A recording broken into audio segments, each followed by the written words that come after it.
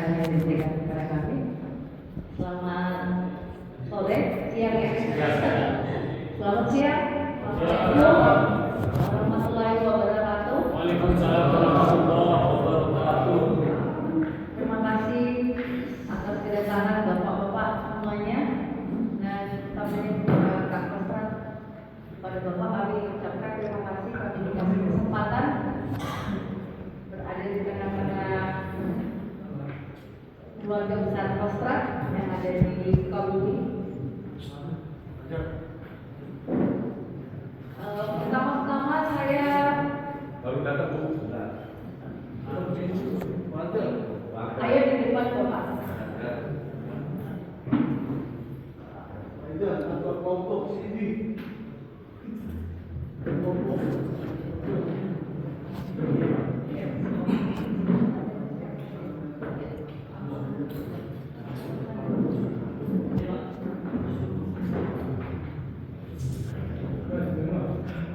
Ya, sebelum saya mulai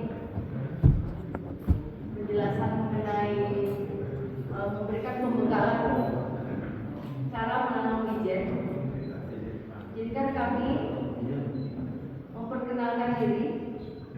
Saya bersama Mr. Kim dari PT Kades Borneo. Beliau sebenarnya komisaris pemilik perusahaan PT Kades Borneo, tapi beliau menduduki jabatan jadi direktur marketing. Jadi nanti yang akan sering berhubungan dengan bapak-bapak dengan kelompok tani yang ada di sini itu Mr. Kim. Oke, baik. Di sini juga ada kelompok tani ya. Oke, baik, kita mau mulai. Ya, ini pengenalan budidaya wijen. Next, pendahuluan. Nah, tanaman wijen ini merupakan tanaman budidaya yang populer di berbagai negara, terutama Asia, Afrika, dan Amerika Latin. Indonesia termasuk salah satunya. Dan Sukabumi pernah menjadi daerah swasembada wijen. Pernah. Wijen adalah tanaman biji-bijian yang memiliki banyak manfaat kesehatan seperti mengandung lemak sehat, protein, serat, dan antioksidan. Tanaman wijen termasuk tanaman yang mudah ditanam dan tumbuh di berbagai jenis tanah, meski paling baik pada tanah yang gembur dan subur. Nah, sebelum saya melanjutkan kepada bapak-bapak kelompok tani, khususnya di daerah Sukabumi, pasti sudah sangat familiar atau sangat mengenal tanaman ini. Pernah menanam?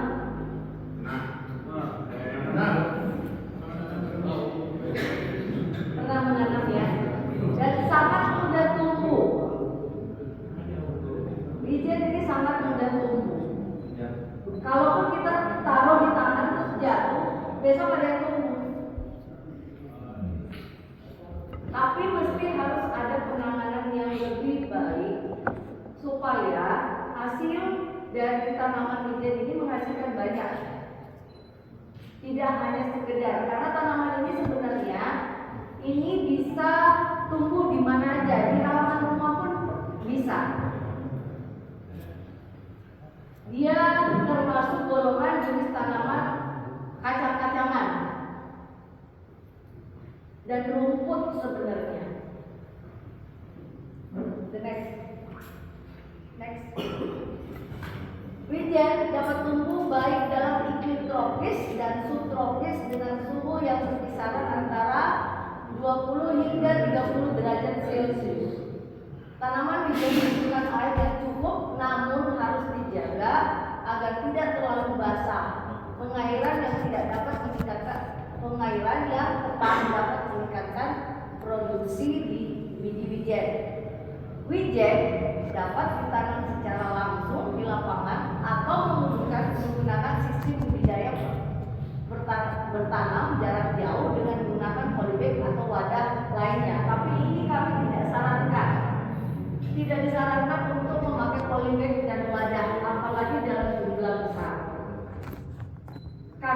berbagai daerah yang kami pernah kerjasama antara kota di satu hektar lahan itu bisa menghasilkan satu atau dua ton, bahkan ada yang 3 ton.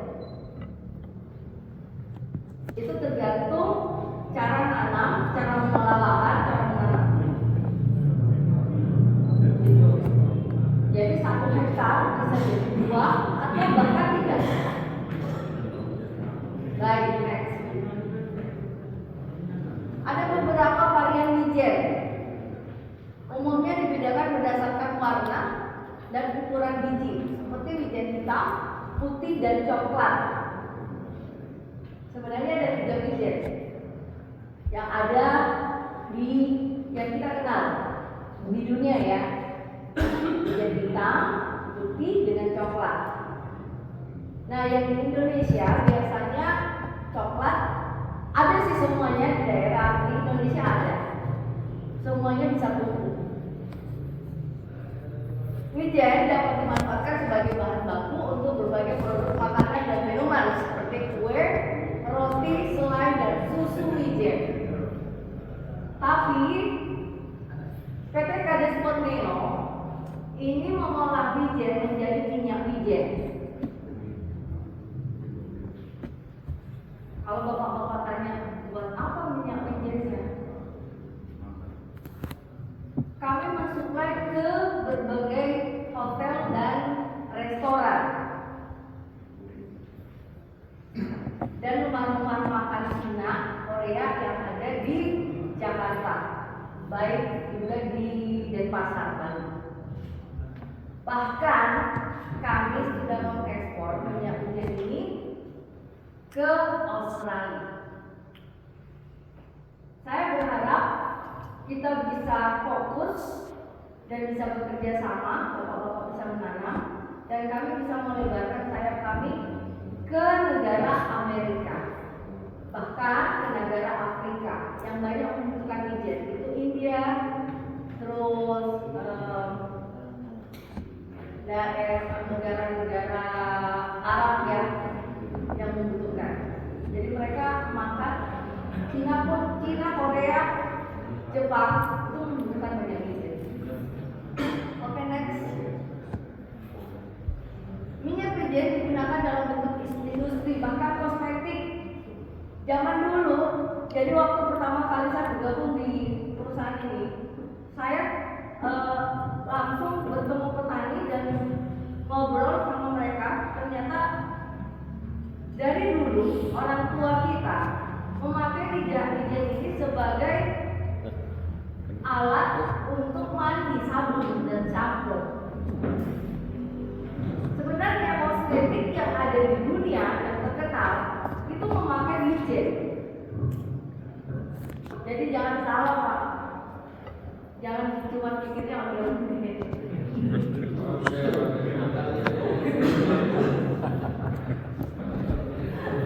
Kosmetik terkenal, Revlon, terus sampo yang terkenal di dunia ya, di dunia loh ya, itu pakai wijen loh Pak. Jadi jangan salah. Jagung manis kan? Tidak bakalan ada kosmetik terkenal Pak. Tahu lah ya ibu-ibu perempuan kosmetiknya mahal Pak. Salah satu bahan dasarnya adalah wijen. Jadi Amerika tidak akan pernah mengeluarkan produk terbaiknya kalau kita nggak nanam wijen. Jadi itu saya memberikan informasi ini supaya kita semangat gitu loh, bahwa jangan pikir ini banget ngapain. Minyak, bukan mentahnya. Iya. Karena kalau produksi minyaknya di sini Wijen memiliki nilai lebih keren budaya gitu. dan sejarah Jadi nggak bawa sampah kemana-mana. di berbagai negara seperti dalam makanan tradisional Jepang, Thailand, India. Dan mereka adalah tujuan pasar kita. Tapi mereka pun menghasilkan wijen. Tapi jangan mau kalah dengan negara ini. Kenapa? Karena negara-negara ini punya lahan kecil. Sementara di Indonesia kita punya lahan yang sangat besar. Cuman orang yang menggunakan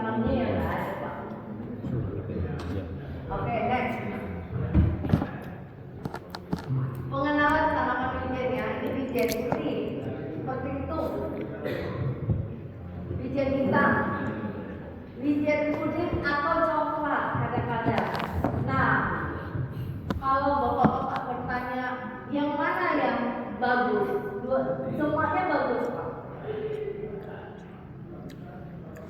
Yang paling familiar, yang paling bagus untuk menghasilkan wijen itu adalah wijen kuning atau coklat.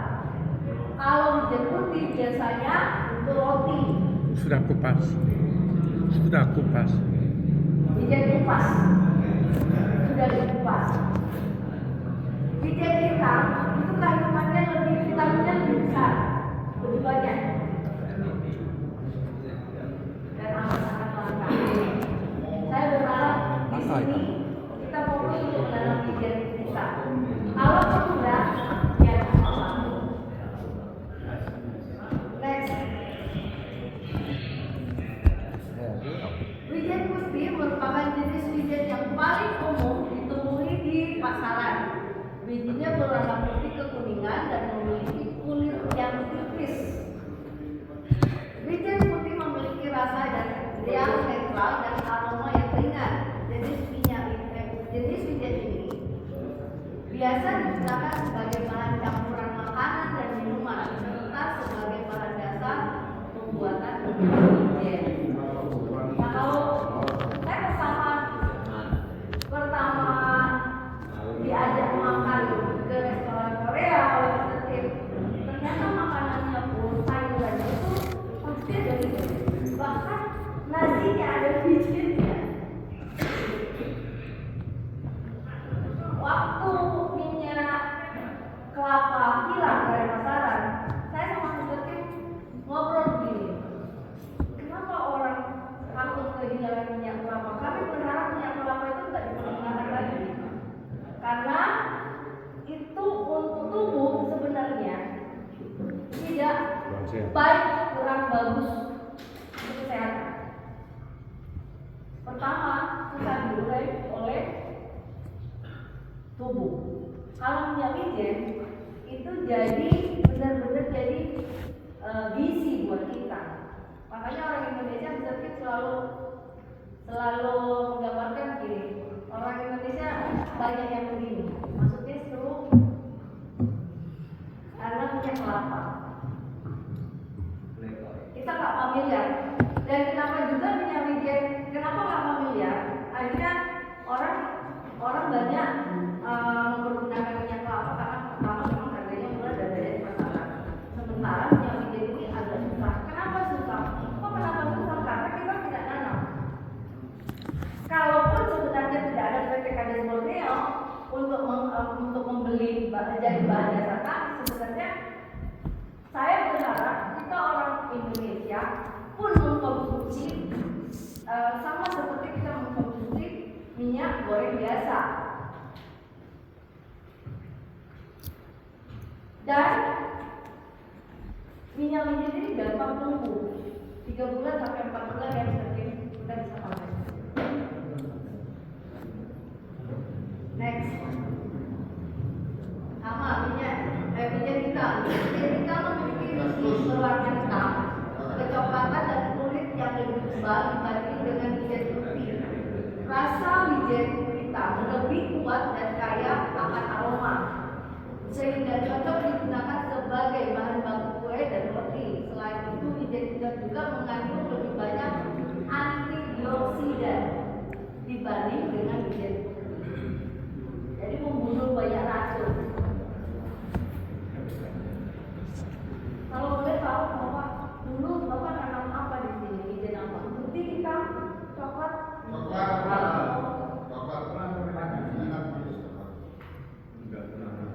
Oke, baik. Lanjut Pak. Wijen kuning atau coklat dikenal dengan sebutan wijen coklat. Bijinya berwarna kuning kecoklatan dan memiliki kulit yang lebih tipis dibanding dengan wijen hitam. Wijen kuning memiliki rasa yang lebih kuat dan aroma yang lebih kaya dibanding dengan wijen putih, namun lebih lembut dibanding dengan wijen hitam. Jenis wijen ini biasa digunakan sebagai bahan baku roti juga, serta bumbu untuk berbagai jenis masakan.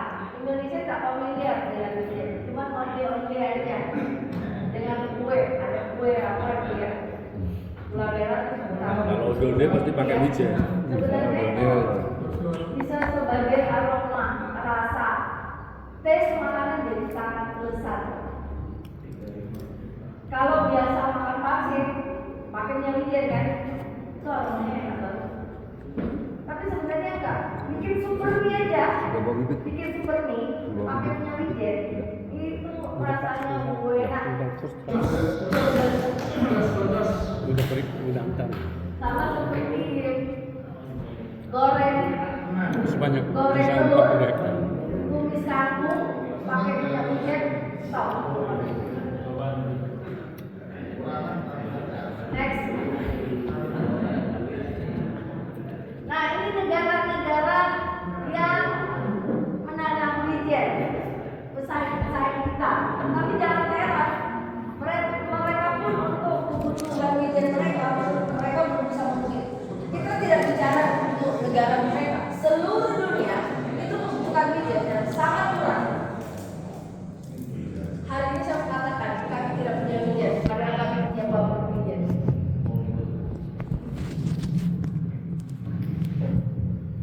Jadi ada beberapa negara, ada beberapa daerah di Indonesia yang pernah kami datangi, Makassar, Jawa sebagian besar, Sumba, Bawah. Nah, saya berharap Sukabumi ini menjadi kembali menjadi daerah swasembada wijen. Tahun 2018 itu data yang saya dapatkan. Sukabumi adalah daerah penghasil wijen terbesar 2018. Itu data yang saya nanti ada.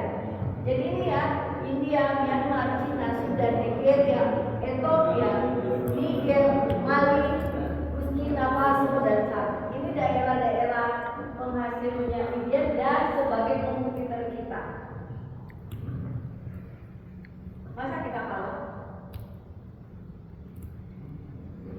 Negara mereka berapa sih luasnya?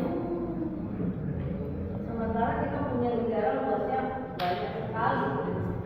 Lahan yang tidak bisa ditanam, tidak produktif, kita bisa tanamin wijen. Terus nanti kalau bapak bilang, nanti kamu tanam wijen, ibu nggak beli. Pak, kalau saya nggak beli, dijual sama kasih. Atau Mr. Kim yang bisa surplus dengan Oke, next. Kabupaten daerah-daerah yang banyak menghasilkan wijen itu Kabupaten Pemalang, Jawa Tengah. Tahun 2022 Pemalang berhasil mencapai swasembada biji wijen. Ya, menjadi sentra produksi wijen terbesar di Indonesia. Banyumas juga menjadi salah satu sentra produksi wijen terbesar di Indonesia pada tahun 2019. Banyumas berhasil mencapai swasembada biji wijen. Kabupaten Karo, Sumatera Utara. Kabupaten Karo ini menjadi salah satu juga penghasil wijen. Kabupaten Luwu di Sulawesi Selatan pun pernah berhasil mencapai swasembada biji wijen di tahun 2018. Next. Nah, ini Sukabumi. Sukabumi dikenal sebagai salah satu penghasil wijen terbaik di Indonesia. Petani wijen Sukabumi telah berhasil meningkatkan produksi dan kualitas biji wijennya. Beberapa daerah Sukabumi adalah ini: Cibadak, Ciamas, Curug, Jampung, Kulon, dan Nyadin. Ini Cimas. Daerah Cimas. Jadi di sini dulu penghasil wijen. dulu Cisolok juga, Cisolok. Cisolok. Probolinggo. Jadi daerah yang di Sukabumi itu banyak lokasi yang sangat produktif untuk ditanami oleh wijen. Nyalindung. Saya berharap kita semua fokus ini semua dan kami pun memegang komitmen apa yang kita tanam kita akan beli.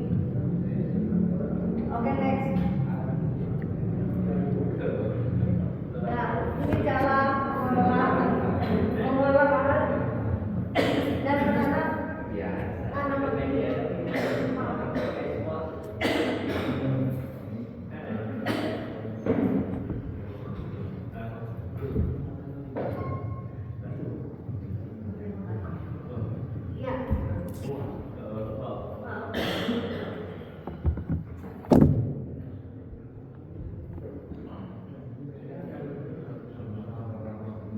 membersihkan lahan dari rumah dan sampah-sampah yang tidak berguna. Tadi waktu kami tiba, kami disuguhi oleh video di mana ada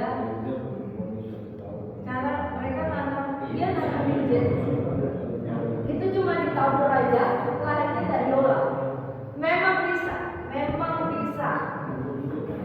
Meskipun ada rumputnya memang bisa, tapi akhirnya capaian untuk menghasilkan 1 hektar lahan tidak bisa mencapai 1 ton atau 2 ton. Saya berharap di sini bisa jadi 3 ton malah. Kami pernah ketemu dengan petani yang ada di daerah Sumbawa, itu Desa Mata. Itu memang jauh banget, saya berdua dari Bukit ke sana. Dan mereka nanam karena mungkin daerahnya memang pas dengan itu, dia bisa menghasilkan 2 ton. Dan itu tinggi sekali dibanding saya. Sementara yang ada di Indonesia itu paling ya ini nggak tinggi. Nah, semakin dia tinggi itu kelihatan bahwa tanah itu diolah dengan baik. Pilih lokasi yang tepat untuk menanam tanaman bibit, yaitu tempat yang memiliki akses mudah dan untuk pengairan dan sinar matahari. Bibit ini harus cukup matahari. 8 jam mungkin. Nah, kalau daerah Pelabuhan Ratu itu daerah pantai ya, itu memang sangat cocok. Daerahnya panas. Matahari 8 jam mungkin. Tapi tidak boleh terlalu basah kayak sekarang hujan. Akhir hujan kita nanam. Kalau di daerah pemiringan itu kita tanam di akhir hujan supaya air yang air hujan, begitu hujan tanah itu kan menyimpan air itu 3 bulan, sementara bibit itu 3 bulan. Jadi tidak perlu disiram lagi, setiap hari disiram nggak perlu. Oke, yang ketiga buat bedeng dengan jarak antara bedeng sekitar 1 sampai 1,5 meter. Lebar bedengan bisa disesuaikan dengan kebutuhan. Ini pun juga bisa kita tidak pergunakan. Tidak perlu kita pakai bedeng boleh, tapi dengan catatan lahan mesti diolah, dibajak, dikasih pupuk kandang. Nanti saya akan bagi dulu saya untuk bikin pupuk. Sebenarnya kita tidak perlu beli pupuk banyak. Di sini saya lihat banyak tanaman yang bisa kita fermentasi jadi pupuk. Jadi kalau Bapak membabat rumput, buatkan 1 lubang yang besar, taruh potongan-potongan daun-daun itu atau rumput itu di dalam 1 lubang, ditutup, dikasih air gula, ditutup. 1 bulan sampai 3 bulan itu jadi fermentasi, itu bisa jadi pupuk. Oh, itu rasanya begini. Itu untuk daun. Kasih gula aja. Kalau tanah Iya. kita pakai pupuk kandang lebih bagus. Kalau Ini masuk sempatnya limbah jagung. Limbah jagung. Kan di sini ada beberapa peternakan sapi, ayam, itu bisa. Jadi jangan berpikiran dulu deh, nggak perlu beli. Buat sendiri. Kadang-kadang petani jadi saya nggak bisa karena saya nggak punya pupuk. Jangan terlalu berpikir pemerintah nggak memperhatikan, nggak perlu pakai pemerintah. Kita aja yang berkreatif. Kita harus kreatif. Campur dan olah tanah hingga kedalaman sekitar 20 sampai 20 cm. Pastikan tanah cukup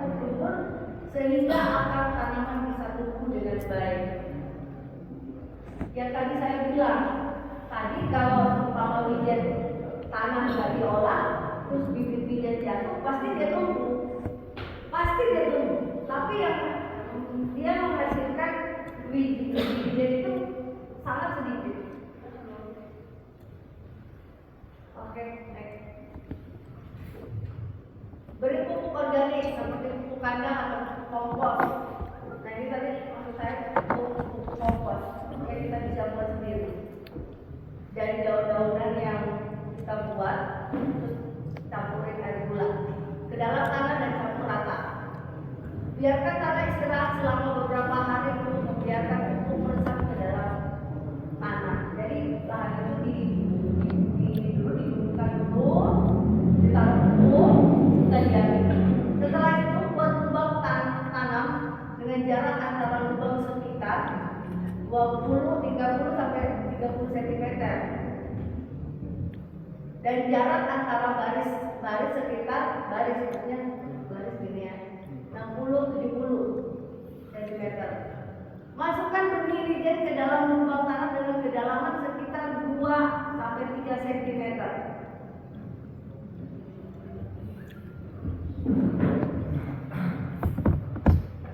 Ya, next. Pastikan biji-biji sudah cukup matang dan sudah kering. Anda bisa memastikan kematangan wijen dengan melihat warna kulitnya akan berubah menjadi hijau, dari hijau menjadi kecoklatan atau keabu-abuan.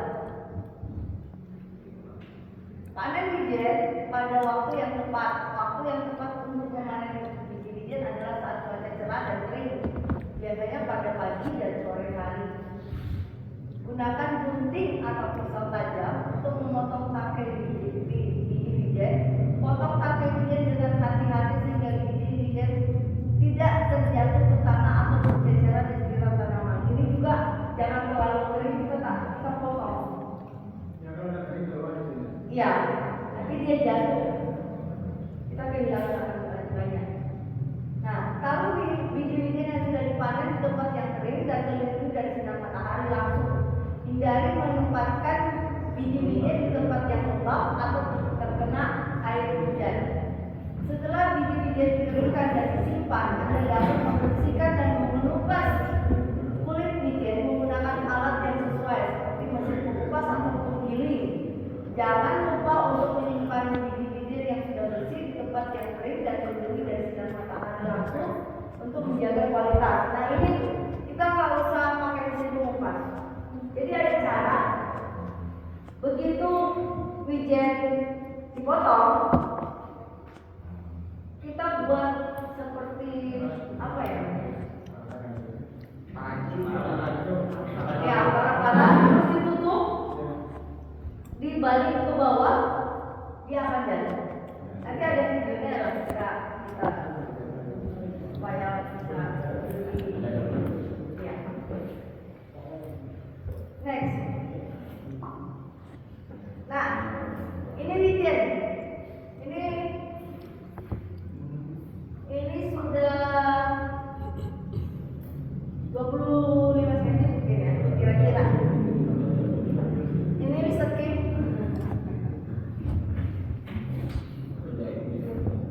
Ini petani Sumbawa. kelompok tani yang ada di Sumbawa. Ini yang saya bilang tadi. Ini subur banget karena lihat, saya aja ditutup tinggi. Nah yang ada di Indonesia biasanya begini, pendek, banyaknya begitu, dan itu akan mengurangi produktif. Yakin percaya satu hektar tidak bisa menghasilkan 1 ton. Tapi kalau pohonnya semakin tinggi, itu akan mencapai 1 ton, 1 hektar 1 ton, pasti. Ya, ini biji-biji. Kita lihat. Ini di Makassar. Terkim di Sumbawa. Mata, daerah Mata. Next. Nah ini di satu pulau pulang yang duit. ada di Sumbawa. Dari kota Sumbawa kita naik perahu ke daerah ini. Jadi satu pulau itu semuanya wijen. Ini mereka cara mandinya kurang pas ya. Mestinya begitu sudah ditutup terpal supaya nggak kena air. Kapan dia kena air? Pasti minyak yang dihasilkan amannya nggak jadi berbau. Jadi harus ditutup dan dibalik. Jadi ada terpal di bawahnya, terus kita balik ke kiri. Dia jatuh ke bawah, tapi ditutup. Jadi begitu hujan dia nggak kena hujan, nggak basah. Nah kalau itu basah kena hujan, airnya berbau dan tidak menghasilkan minyak wijen yang bagus. Next. Nah inilah produk-produk minyak wijen kami yang kami hasilkan. PT Karya Surabaya menghasilkan beberapa kemasan wijen. Sudah masuk ke beberapa toko-toko Korea dan Jepang yang ada di Jakarta. Dan yang paling besar yang ada 3 itu badannya itu yang kami kirim ke Australia. Kemasan yang seperti itu kalau umpama ada yang pernah keluar negeri dan ke Australia dan lihat kemasan itu berarti punya kami. Dan yang satu ini cerigen kecil itu pun pernah kami ekspor juga ke Australia. Yang ada di Indonesia kecil, di Bali paling familiar, di Jakarta, seluruh Jakarta kami berhasil masuk ke beberapa restoran. Next. Ya, sekian dan